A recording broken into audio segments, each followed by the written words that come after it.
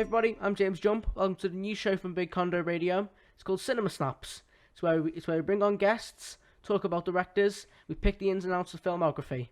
So today I'll be talking about a very influential film director, Spike Lee, discussing some of his best movies from She's Gotta Have It, Do the Right Thing, and Klansman. I'm joined by Chase Lynch Johnston. Chase Johnson Lynch? Do you want to give us a... or you flipped it? Yeah. Do you want to give us any idea?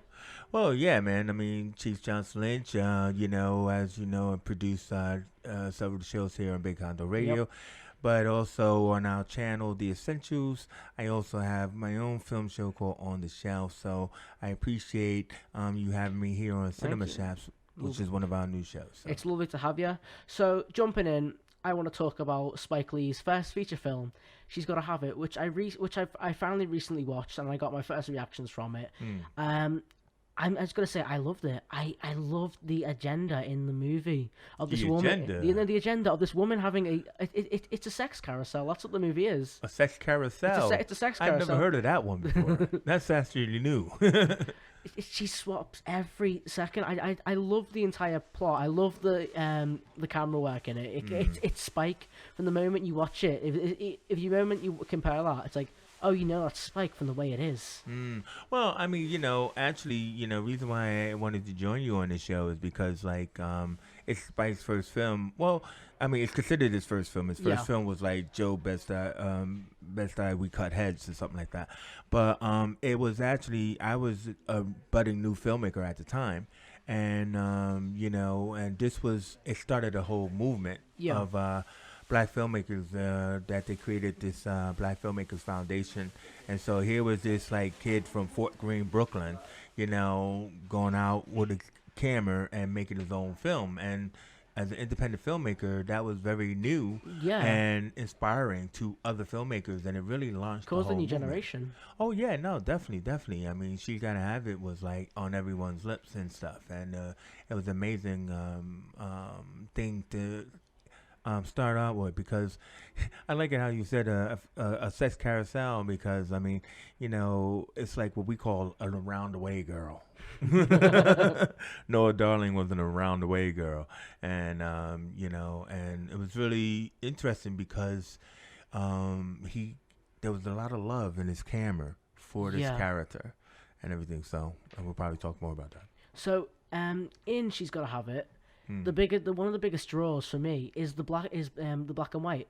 Yeah. Because it's black and white and the documentary style. Yeah. Because the moment it opens up, you see it. She's talking to the camera like she's in a documentary, and then it shows the characters' names and who they are.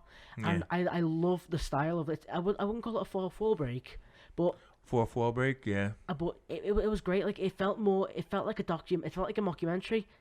Well, it was also like Spike, as the young director, was also a character in his own movie. Yeah, he was. And he wasn't just like a side character. He was like a main character. Lead character in the love triangle. Yeah, he played Mookie and Do the Right Thing. Yeah, but in this one, he plays Mars Black Man. Richard like Lay. a black man from Mars. And his first shot is like he rides up to the camera on a bike going, right. He's like in your Starts face. talking about sex and everything. He starts going who he is. Yeah. And it was like, whoa, wait a minute, hold on for a second. That's Spike because Lee. but it's like what we would talk about, but you wouldn't see a black character on a film or a TV show with that kind of attitude. No. And I think it was really very bold. It was very bold, especially with the fourth wall breaking, like you just said. And it also had one segment of color, I think, was the dance. It was a dancing music scene. I don't know why that. I'm still trying to infer why that was color. Well, I think he was just trying to show, what was really intriguing about Spike, is his love for film was so intrinsic that he was just like any other independent filmmaker. Yeah. Whereas, he's gonna, I'm saying something. So I think it was really kind of like that dance sequence in the park. I think it was really kind of like his look at beauty. Like, it's like looking at a painting of flowers. Yeah.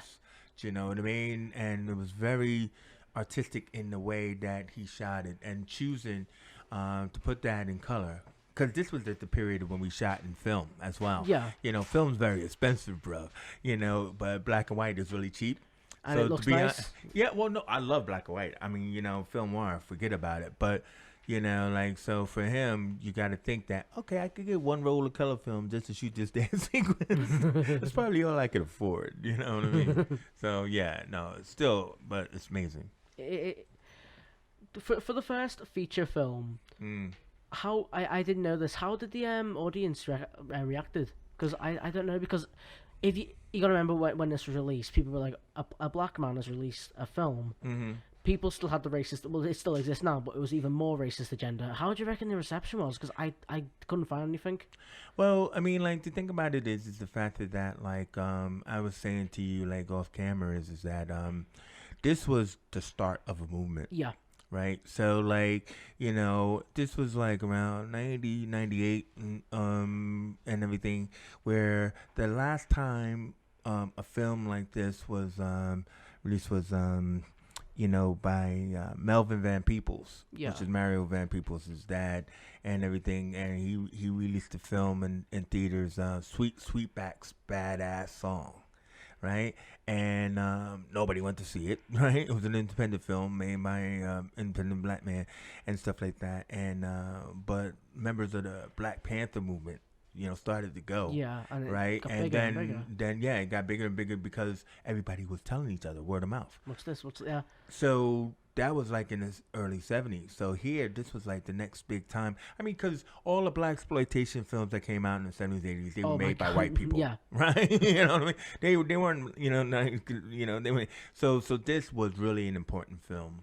And so how it was received was very positively, especially by Roger Ebert, who was a big film critic. You know, he was on a show, Siskel and Ebert at the movies at the time. He wrote for like the Chicago Sun-Times, and everybody respected him. And he came out and said, "This is brilliant," and everything. And like back due to his backing, you know, everybody saw it and it exploded. But like the movie, a good aspect of that is like every Spike Lee movie I think you've ever seen has jazz in it. It's got some form of jazz, and I think that comes back to his roots of his dad. Yeah. Because his dad used to perform all the music for him because it's cheap. Like, your family to do it. I mean, you know, Spike is a family man. You know, he has a really big family, and you know, so what he does is utilizes his family talent. So he does like kind of like what Adam Sandler does, where it's like his friends are all in the piece. So his sisters and that, you know, and everything. His cousin became a really good filmmaker, Malcolm Lee, and everything. So his dad, he used his dad to do the score. And you know, look, I mean, Quentin Tarantino was having all these weird, obscure songs and scores and everything like that as an independent filmmaker. So Spike choosing to go jazz was like, who chooses jazz as a score? It works. Cause no, it does. If you hear jazz in a movie like that, you know instantly it's a Spike Lee joint. Exactly. I don't think it was introduced as a Spike Lee joint in the beginning of the movie. When did he start that trend, the Spike Lee joints? I think the Spike Lee joint happened because, first of all, you have to have other films for it to be a Spike Lee joint. Yeah. So, like, I believe School Days kind of like started the Spike Lee joint kind of scenario, you know, his sophomore film, you know, but definitely Do the Right Thing was a Spike Lee joint. Do the Right Thing. That movie, apparently, this is a fun fact here, it was so bad to get funding on because no one wanted to give a black man funding because apparently it could have insinuated a race riot. That's what one of the production companies said. Wow. Yeah, they wouldn't give any money. Well, they gave a fraction of it because they were scared that it would cause mass riots and cinemas burned down.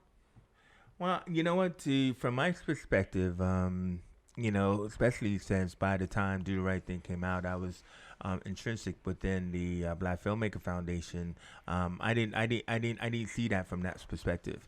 I mean, obviously, there's like, dude, like, she's got to have it. He made it himself, right? And then so after that, you know, like somebody gave him money to do his sophomore film, School Days, which is about, you know, his college days about stepping, which is like kind of like the black art of fraternities and everything, all that other kind of stuff. But Do the Right Thing was kind of like his Enter the Dragon. Yeah. Right? You know what I mean? It was kind of like, this is the movie that launched him. So to think that he didn't have any money, where he had every black actor under the sun, I don't know about that. He had Samuel L. Jackson, but he wasn't really big Oh, at the Sam, time. no. Sam wasn't big. At the time. No, he He's wasn't. really made his career. But Do the Right Thing, I think that as a movie is brilliant. You know the fourth wall scene where they go up to each person. You've got Sal's Pizzeria, Mookie. You've got everyone. That definitely was a spike technique. That's yes. a spike technique. You go up. I'm not going to repeat any of the words, but like Yeah. he goes up and it's so. I use the word In your in your face. face. Yeah, I love it. It's like all the character stereotypes are all like played out in your face, hardcore, and you gotta like you said, it'll make you go, I feel a little bit awkward. But he continued that trend, you know, that and the dolly shot. Yeah. You know, where he moves people on a dolly, and you know that they're moving on a dolly. You know, was quintessential Spike. You know, and it was good. I mean, even like you probably, I don't know if you saw the 25th Hour or something like that, but yeah, he continued doing those in your face, and it's kind of like, oh, here's the moment where all the racial epithets are coming at us. But once again, he used himself as a character. He played Mookie, didn't he? Yeah. Yeah, and the biggest question about Mookie, which has always been raised, and I want to ask you this now, has been, why did Mookie throw the bin into Sal's Pizzeria? I know the answer to this. Do you? I know the answer to this. Okay, so basically, what happened was why it was happened. Apparently, a bunch of people went up to Spike Lee and were like, "Yo, why did he do that?" And because some people's theories was that they kept the crowd off Sal, but no, Spike Lee said himself, because he was sick of racial injustice. He was sick and tired of the police. He was sick and tired of everything. And I think that's the best answer. And in his statement, he went, "No black man has ever came up to me and said the theory about to save Sal, because they know." I thought that's righteous of him. Yeah. I mean, the thing about it is that it did save Sal, because like it gave, you know, when you have an incident. I mean, you know, when you bring up that incident, about it brings it prevalent to today, because you know, like with the Black Lives Matter movement and all of that, where you got to understand the frustration of people, you know, of cultures, right? So black people as a culture, huh? It hasn't changed, really. No, it hasn't changed at all. And the deal is the fact that you know, so rage is understandable, is what I'm just trying to say. No, that is definitely understandable. But I think well, you got a movie that is a comedy all the way through, right? And he sets it up as the hottest day of the year. Temperature rising. The temperature rising. That something has to come to a boiling point. So if you think about it, is what was going to be the boiling point? So killing Radio Raheem is not a boiling point, because it's like, what the, you know what I mean? This is the thing that like lights the fuse. Yeah. Right. So how is he going to end this movie? Right, how's he gonna you know, show without more people getting killed, and without also instituting that, you know, kill, because they would have killed Sal or something like that. You know what I mean? Yeah. You know, like because no matter how mad they were at those the white cops who was killing Radio Raheem, you know, in their minds they're not gonna do that, but so they'll go after the next thing. Okay, we'll hit this man who we know. Yeah. So by throwing the garbage can through the window, one, he gets to release his rage. Yeah. And two, he gets to save. But then he knows he also gets everybody else to release their rage onto the pizzeria itself. I think that scene was beautiful. With the pizzeria breaking up and everything. Like, that was one of my favorite scenes. But with that movie, we're going to do a time jump now. We're going to do like a massive time jump. Spike Lee has changed so much throughout the years. If you think of that and then look at Klansman, the only thing Black Klansman, by the way, I was going to say. Klansman. You think of Black Klansman, I just call it Klansman, like abbreviated. Well, there was a movie with OJ called Klansman. Black Klansman, that movie. I rewatched it again last night. I rewatched so much last night. It was such a fun day. Yeah. But that movie was, oh my god. The only thing what stays the only technique what I saw properly used was his themes of racial inequality, and I think he should he used real life stories. Well, Klansman is based on a true story. Black Klansman, but he used real life stories, and he put them into the movie and made it enjoyable to watch for everyone. It was I don't want to say fun movie because I don't want to take away from the message of Klansman, but it was a great movie, and stylistically it was beautiful. What it is kind of like like again bringing it back to today and stuff. Yeah.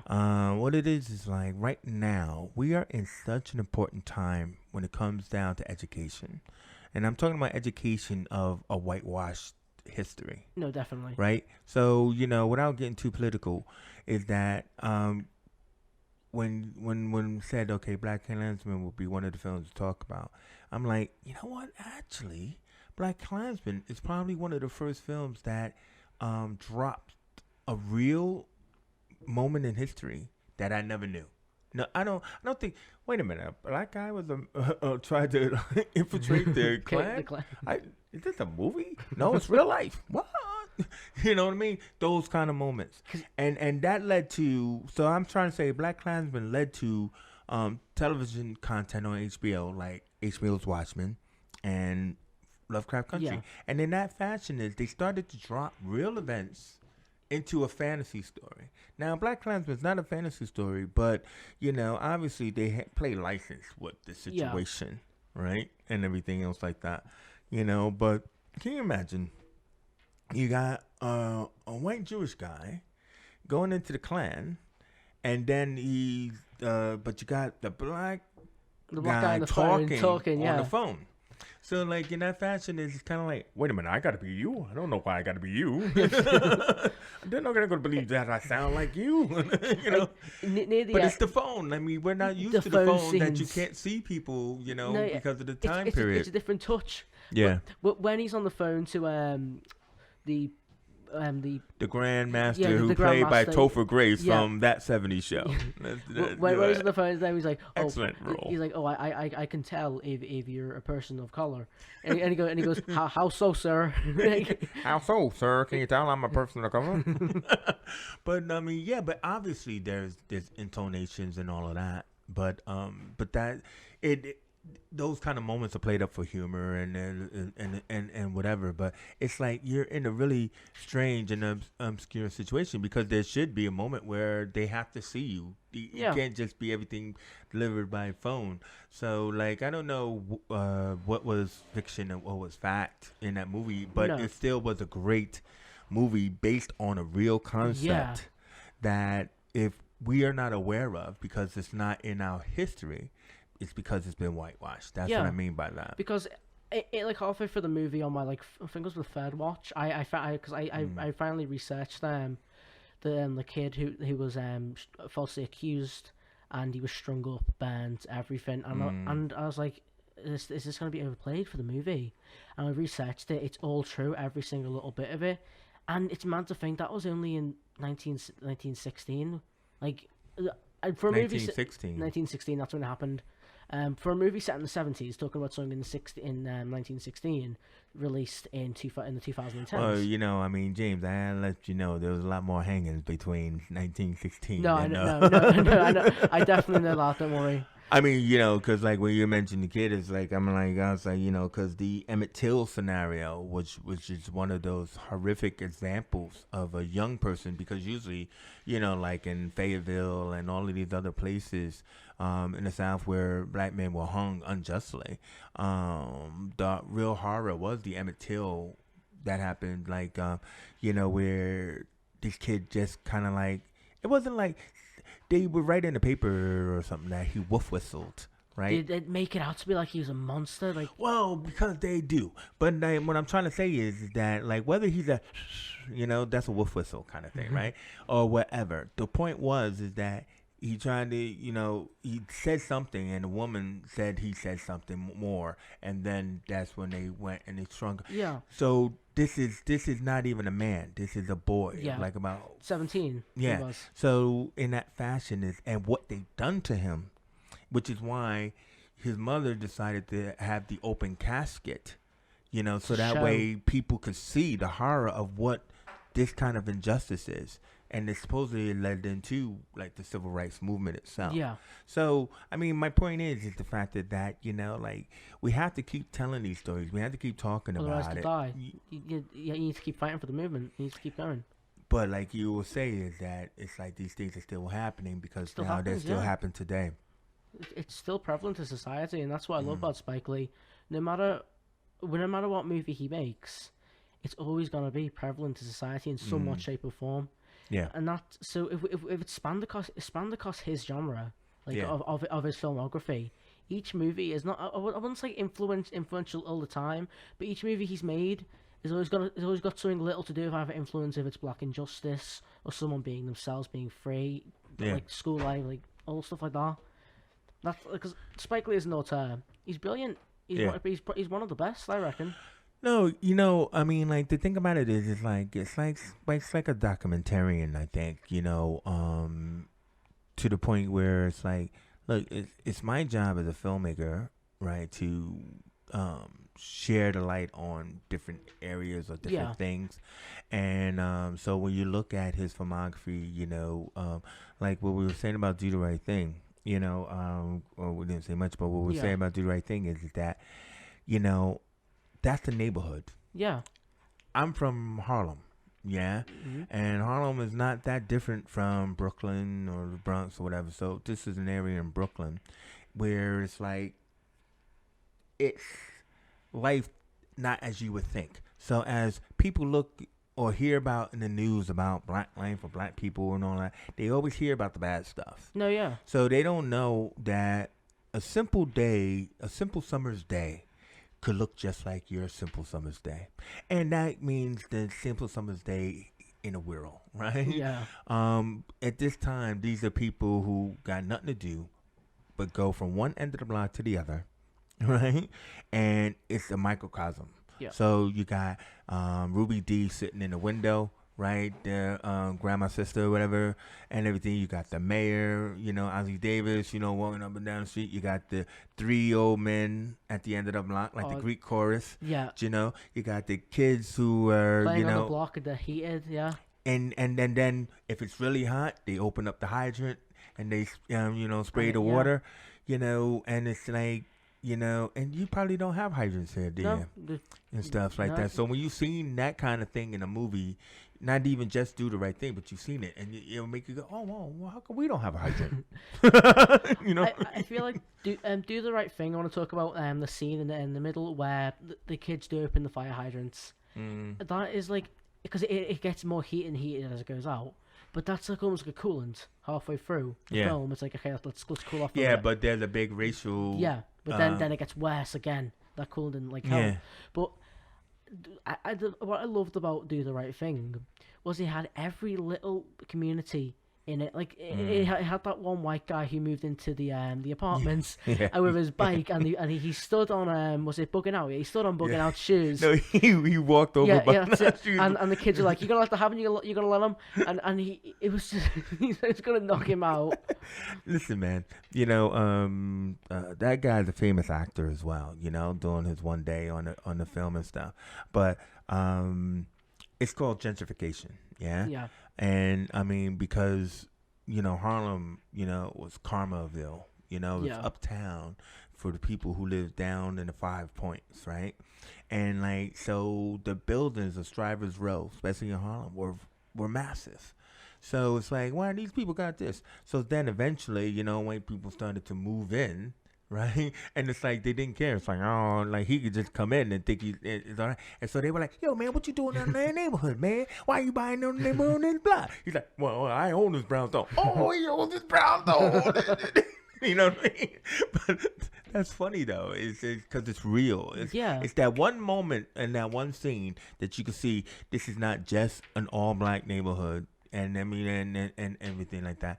But can we just talk about Bugging Out, played by Giancarlo Esposito?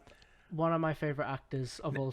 Everybody's favorite, because here's a black man who has played not one but three different villains, right?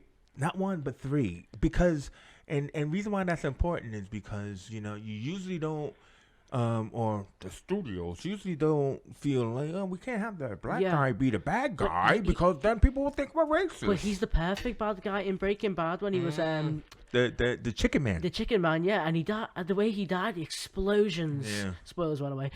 Spoilers. The You didn't warn them. You should have said it the first. explosion in his face, and it's like what? And then in Yeah. the Mandalorian, he comes out with with the black saber. the black saber, and it's like he's such a great villain. And in And the the boys. Oh my God! I think he's gonna be the clone father of Black Noir. Black Noir. Even though that's not how it is in the comics. Spoilers. Oh, I'm being like James. You doing it? You know, but my point is, you know, here's an actor who, Really? when we're talking about bugging out, you know, because he exploded in that. You know, I mean, like I was saying to someone on online, you know, I go on these different sites. I was saying like, did you know that Giancarlo Esposito first started out in Trading Places? He had no lines. He was in the jail scene with Eddie Murphy, right? He's great. But like, so when you playing bugging out, it's just like, yeah, somebody to just be this activist kid, you know, and it was so synonymous with that film that, like, yeah, he's just amazing. Yeah, bugging out. But sadly, the character of the actor of Radio Raheem died.